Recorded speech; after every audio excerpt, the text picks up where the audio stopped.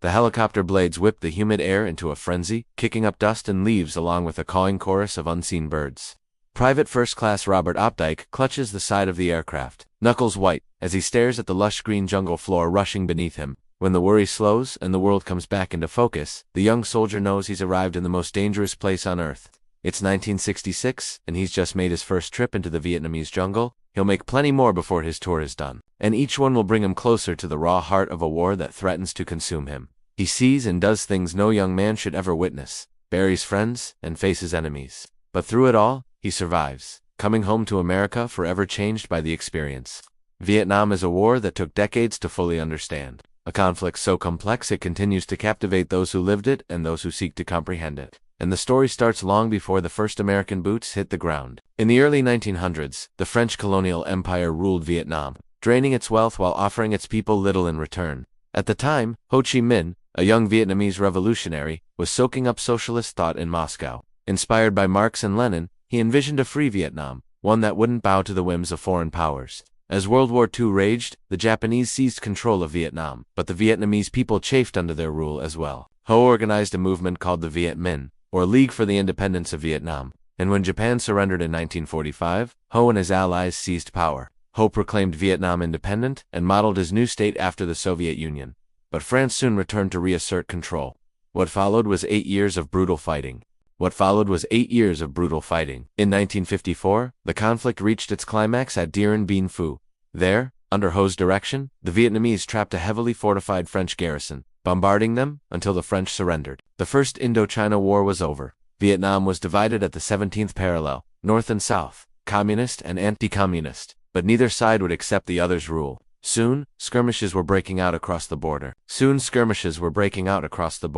At the time, America was mired in its own social upheaval. The civil rights movement was gaining steam. The space race with the Soviets was heating up, and the assassinations of John F. Kennedy and Martin Luther King Jr. would only deepen the national divide. The Vietnam War became another flashpoint in an already turbulent time. President Johnson, eager to avoid another embarrassing foreign policy defeat like the one his predecessor suffered in Cuba, began to pour military aid and personnel into the beleaguered South.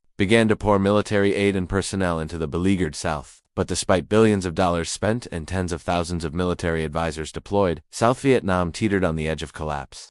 On August 2, 1964, everything changed.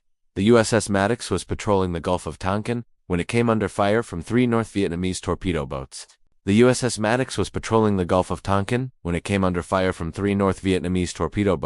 second engagement followed 3 days later. Though conflicting reports surfaced about the second attack, Congress passed the Gulf of Tonkin Resolution, granting President Johnson broad powers to escalate the war. Within months, 184,000 U.S. troops were on the ground. The conflict quickly devolved into a stalemate. Much of the fighting was invisible to the average American, and this didn't change when combat troops replaced the advisors. Rather than conventional warfare, U.S. soldiers faced an elusive foe that melted into dense jungles and reappeared only to strike and vanish again. Along the way, the Viet Cong and North Vietnamese army inflicted casualties on the Americans and wrecked their equipment. But as the years dragged on, something else happened. American morale plummeted. Reports from Vietnam filled nightly news broadcasts, bringing the war into American homes. In vivid color, for the first time ever, U.S. soldiers were not the conquering heroes of Hollywood films, but real people making real mistakes and dying in the mud and blood of a distant jungle. They faced an enemy who seemed invincible. With each passing day, the Vietnamese people showed remarkable resilience in the face of relentless bombing campaigns, inspiring some Americans to question the war's purpose. For many U.S. soldiers, Vietnam was a different kind of war. The enemy was often hidden, the mission unclear, and the support of the local population non-existent. Even when victories were achieved, there was little to celebrate. Among the most decorated soldiers of the Vietnam War was Army Captain Larry Taylor. Taylor led daring nighttime helicopter assaults, rescuing stranded soldiers from impossible situations. Despite his valor, he recalled, "I don't think anybody won in Vietnam, and there were times when it seemed the Americans might be able to pull off a swift victory." In 1968, U.S. forces besieged a North Vietnamese base at Khe Sanh. For 77 days, Marines endured relentless rocket and mortar attacks, but although supplies dwindled, they held their ground.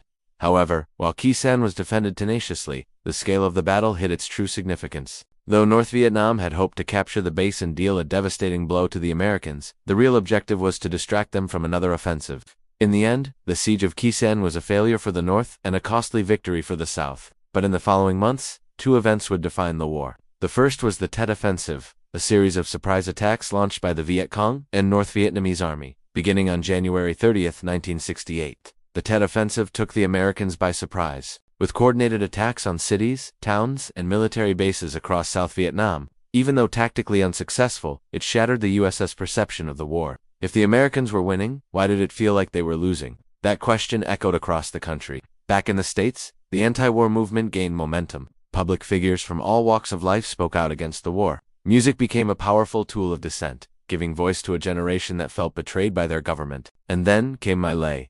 In March 1968, U.S. troops entered the village of My Lai. U.S. troops entered the village of My Lai. What followed was a massacre of Vietnamese civilians. Estimates vary, but it's believed that more than 500 men, women, and children were killed.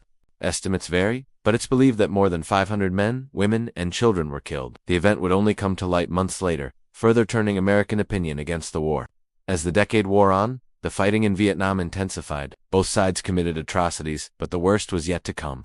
By the early 1970s, millions of bombs had rained down on Vietnam, killing and maiming countless civilians. American bombers penetrated deep into Cambodia and Laos, pursuing the enemy along the Ho Chi Minh Trail, but these moves only deepened the US's entanglement in the conflict. By 1973, President Nixon sought a way out. Secret negotiations in Paris led to the signing of a peace agreement. On September 9, 1973, Operation Eagle Pole lifted the last American prisoners of war out of captivity. 2 years later, the war was over. North Vietnamese tanks rolled into Saigon, ending the longest war in American history. Vietnam was reunited under communism, and the scars of the war ran deep. For the U.S., there was the nagging question of why. Why did such a powerful nation get bogged down in a seemingly endless conflict? Why couldn't superior firepower overcome a determined enemy? Why did the war become a quagmire of politics and media scrutiny? For Vietnam, there was the cost of rebuilding a nation torn apart by war and occupation. But perhaps most important were the human costs. For the Vietnamese, there were entire villages wiped out by Agent Orange, maimed by landmines, and forever poisoned by Agent Orange, the chemical defoliant dropped by U.S. planes to remove jungle cover. For the Americans, there were the physical wounds that would never fully heal, and the psychological ones that lingered for decades, even in peacetime. Vietnam veterans grappled with the memories of comrades lost, the moral ambiguities of war, and the reality that their service was no longer revered. In the aftermath of the war, the world was forever changed. New conflicts arose and old alliances fractured. But through it all, the lessons of Vietnam echoed, reminding us that war is more than just battles and strategies. It's a test of wills, a crucible of ethics, and a stark reminder of the enduring strength of the human spirit.